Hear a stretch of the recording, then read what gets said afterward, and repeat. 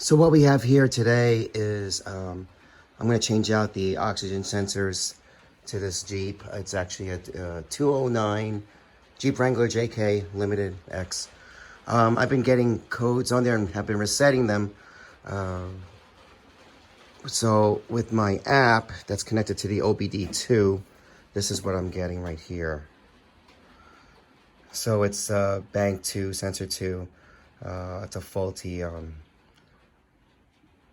oxygen sensor, and rather than just replacing the bank 2 on the Jeep, I'm going to do all 4. I got a good deal off the internet since it comes cheaper that way. I'm just going to replace everything, and it's fairly easy to do. If you just find the exhaust on underneath the Jeep, let me try to find it here.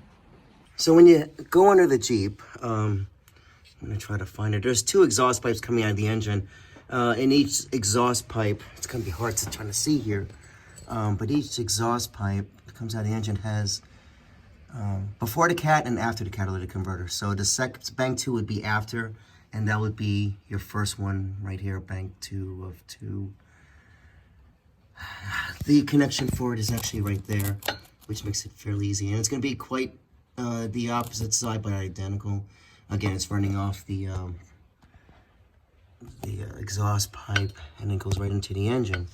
If you travel further up, I have to get out from underneath, but you'll see the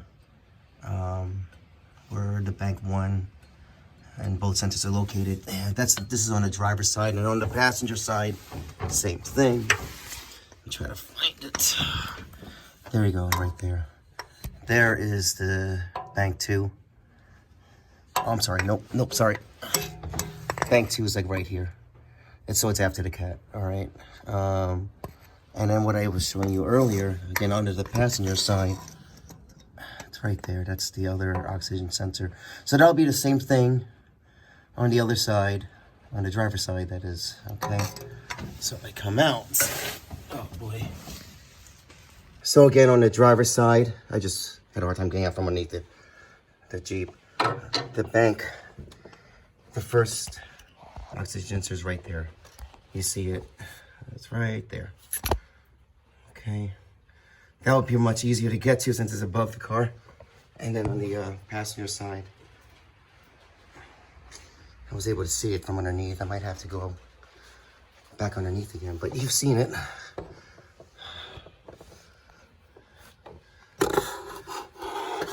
It's right, I don't know if you can see it. It's right there. So I might be best to get underneath the car, the Jeep, to get to it. Okay. These are the new sensors. I think they're all the same, all about. So they got 4 of them. And it has 4 wires connected to it. Ooh. 4 wires, 2 black, 2 white. And then there's the connection right there. Okay. Using a 22mm wrench, crescent wrench, and I wasn't able to do that. It was really hard. So I decided to spend a little bit. It was less than $15, $15. And this end here fits into a 1/2-inch breaker bar. And you slide the wires through. So, you can see here, this is the socket right here, and you push the wires through, and it slides right in through there. So I was able to get the first one out. It's kind of hard to carry the camera and do the same thing, but with a breaker bar, it makes it much easier, especially with this tool. So it'll save you a lot of time and pushing again to like really tight places with this thing. So I'm taking off the first socket wrench. Alrighty. I was able to get the old one out. Again, using a tool, it was very handy. So that is the new one that's in right now. So I'm just gonna use some zip ties to actually fold these over because this wire's a little bit too long, and just tie them like that, like the original one. Okay. All right. Thanks. Oh, I'm under the passenger side, and This is the second one right there. So we're going to do the same thing as the other one and remove it with the tool and the breaker bar, and then just disconnect it from up there and change it out. And that's all. Okay. I wish I couldn't do this while you guys are watching, but it's going to be hard to hold the camera and flashlight at the same time. And I'm sorry my voice is rough because it's freezing out here in the garage. But I'm trying to do this so I can get this thing inspected. Okay. So here is the attachment. The wrench with the breaker bar.